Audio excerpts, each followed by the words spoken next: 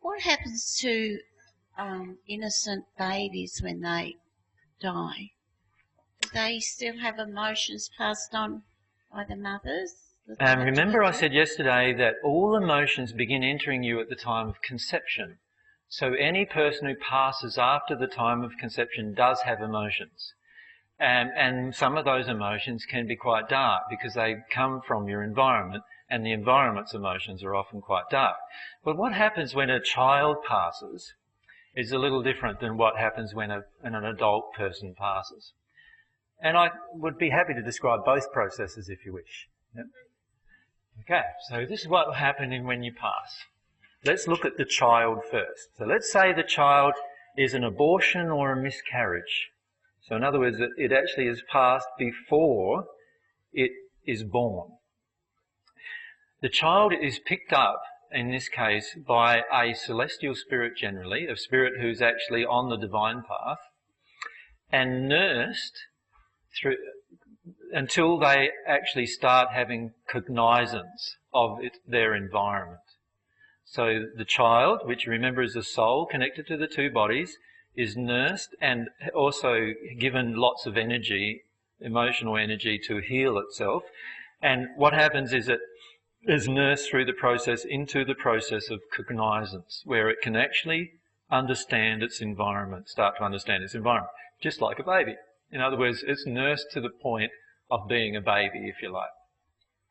Now, by this stage, which is usually a period of anywhere up to the same type of time that it would take on Earth for that process to occur, what happens is the child also can speak generally by this stage in the spirit world. And the child then is allowed to make a lot of choices on its own already. So it starts making choices. And where it's located is in the first sphere of the spirit world. Remember I said there's all these spheres of the spirit world? The first sphere, the very first one, has thousands and thousands of planes. At the depth of the bottom of the planes is called the hells, which is a very dark, dingy, very terrible environment. At the top of the first sphere is a place called Summerland. And that is like probably the best environment you can conceive of on Earth here is like what Summerland is, right? With some additions. And the additions are a creation of what we talked about earlier with regard to schooling or education, a creation of environment that the child is actually triggered into desiring to have answers. And so the child is actually then at that location after that initial place of, after the initial nursing from an angelic spirit. And once the child is in that place, they begin to learn all the different things of the universe. A lot of it's physical, but a lot of it's spiritual and emotional as well. And they're allowed to choose what they deal with. If they have an emotion from their parents still within them, which is unusual by that stage, from if they died before they were born, they would actually still be nursed through those emotions. So they're nursed through those emotions in a very loving environment. And then they're basically left to have whatever they want, whatever those desires are. And by this stage, they usually have a few mates and, a few friends, and they have their own environment set up, and they progress quite quickly through that state. And then they're given a choice to follow the natural love path, which is a path of intellectual development, becoming adult-like, all those different things I mentioned yesterday, or the choice to actually follow the divine love path, which is connecting to God and all of that.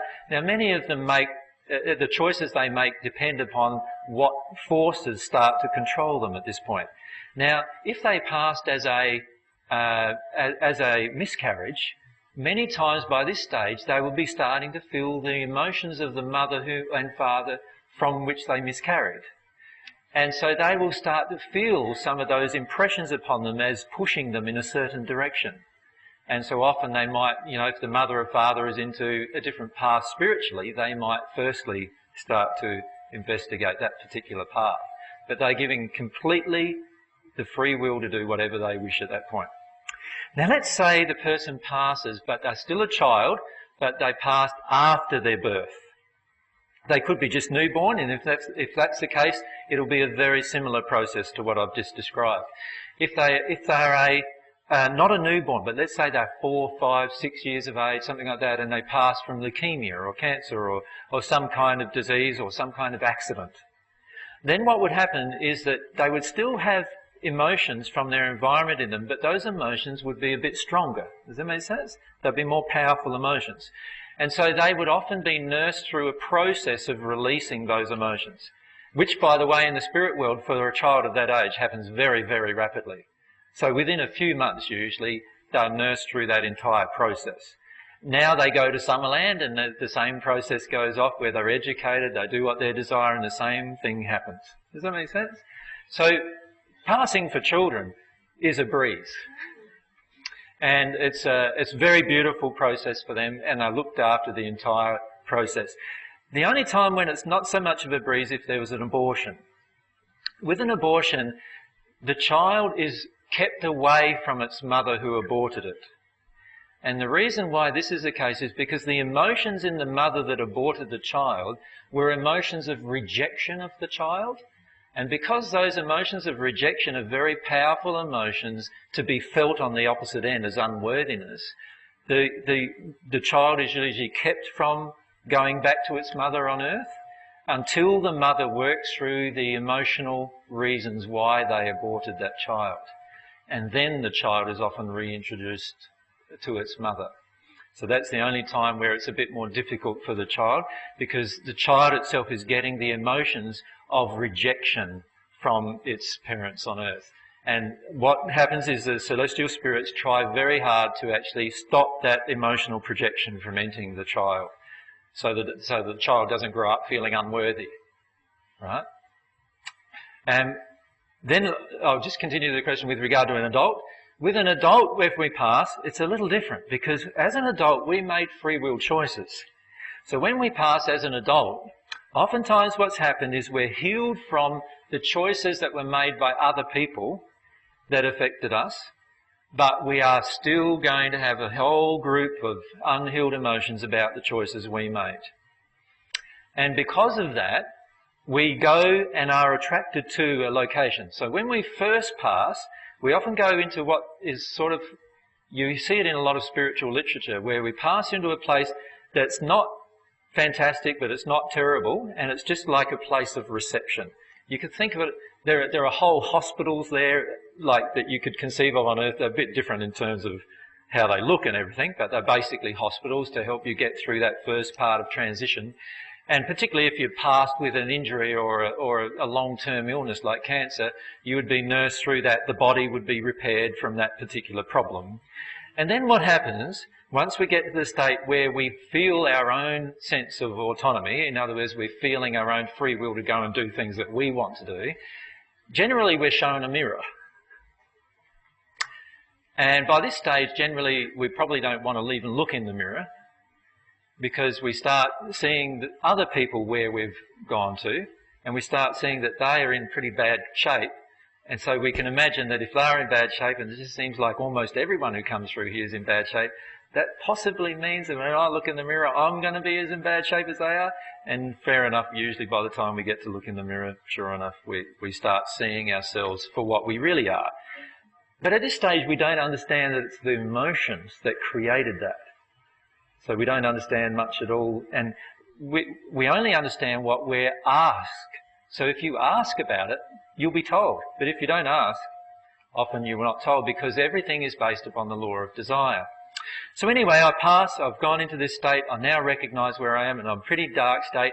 And what happens is my soul now feels a draw of attraction to not be there anymore, and I actually go to a location in the spirit world that perfectly matches my condition of love. So if I'm a murderer and I've passed, obviously my condition of love isn't going to be too great. And the soul will be attracted to a condition in one of the hells that matches my condition of love. By the way, where do you think all the other murderers are? In the same place. So now, instead of being surrounded by people who are nice and I'm the murderer, I'm surrounded by all the murderers. Does that make sense? And that's a way of exposing to me my condition. Now, let's say I was a person on earth who, had a lot of sexual affairs, over and over and over again, and I haven't worked through that emotion. Well, I'll be attracted to a group of people in the spirit world who have done the same thing. And that'll be in one of the hills in a different location. And there's literally millions of locations for every single emotional injury you could conceive of. If I'm in a bit better condition, I've worked through different things on earth, then I'll pass whatever sphere matches my location. So matches my development in love. So if I'm highly developed in love when I pass, then I'll be in a space that's not in the hells, it might be even in the second sphere or the third sphere of the spirit world. Historically, there's been only a few people ever that's passed into the third sphere of the spirit world. What about people who commit suicide? Is there any consequences for that? Yes, a person who commits suicide is acting on two primary emotions. And after I answer this question, we should have a break, and then we can come back to your question, Peter, after the break. The two sets of emotions are these. The person who's suicide, firstly, has a whole set of emotions about self-love. And self-love in itself is a huge issue on the planet, right? And self-love is one of the major causes or major reasons why the majority of people do not pass into the second sphere, but rather pass into the first sphere, because of our lack of self-love, the way that we treat ourselves. Now, usually suicides, there literally can be thousands of different reasons. And whatever the reason is, will be determined by the soul condition of the person, and that will also determine the location that they arrive in the spirit world. But a suicide, because they have murdered their own body, will always arrive in a state in the spirit world in one of the darker places of the spirit world. Then what they will need to do is come face to the fact of two issues that they face inside of themselves. The first one is why they felt they had the right to destroy their body. And the second one is what emotion or reason inside of them caused them to suicide. And they will have to face that emotion. Now, one of the main reasons why people suicide is because they don't want to face the emotion when they're alive. Does that make sense? They feel if they kill themselves, they won't have to feel the terrible feelings they're currently feeling. And that is not true. When they pass, they will have to feel the terrible feelings that they avoided when they were on earth just before they passed, and they'll have to feel one more terrible feeling, and that is the feeling that they murdered themselves and didn't have the right to do so. Right? And when I say the right, I don't mean they've got free will, they can do anything they want. What I mean is they will go through an emotion where they realise that the body that they had wasn't theirs to take away from themselves. It was created by God, just as their soul is, and of course it's impossible in the end to kill their soul. So in the end, the biggest emotions that a suicide faces is the same emotion that they faced when they were alive and didn't want to face it. And the biggest impediment to their progress in the spirit world is that they often still do not want to face the emotion when they pass. The same emotion that caused them to pass. And so for that reason, until they connect emotionally, they don't progress. As soon as they connect emotionally, they progress very rapidly generally. Right? So again, it gets back to when you connect with the emotions and work your way through the issues. You wanted to say, Mark? I just wanted to say that many of us have similar emotions even though we don't take our own life. We spend our whole life doing things that actually damage our physical body and in avoidance of our emotions. Yeah. So let's look at the emotions related to smoking, which is a slow suicide, right? So I'm now smoking. I'm paying somebody else, in fact, when you think about it logically, I'm paying someone else to slowly destroy my body. And I'm a willing participant in that process. So there has to be emotional reasons that are very close to a suicidal person's reasons for doing that. Does that make sense? So many of us have emotions of suicide in us. We just don't act upon them. And when we pass, those emotions will be just as present in us as they were before we passed. So it always gets back to this one rule. Be open to passionately experience all of your own emotions, no matter what they are. And if you do that, you will always progress no matter what happened.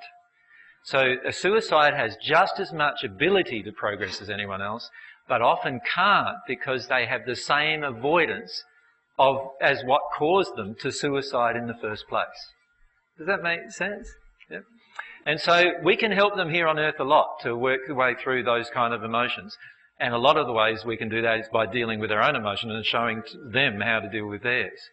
It's very important to understand that all of these things are based around the laws of God. That is the most loving way to actually help that person get out of that emotion. So remember, as Mary was showing earlier, the law of attraction pulls something into our life so that we deal with an emotion that will get us closer to God in the end. So let ourselves experience that.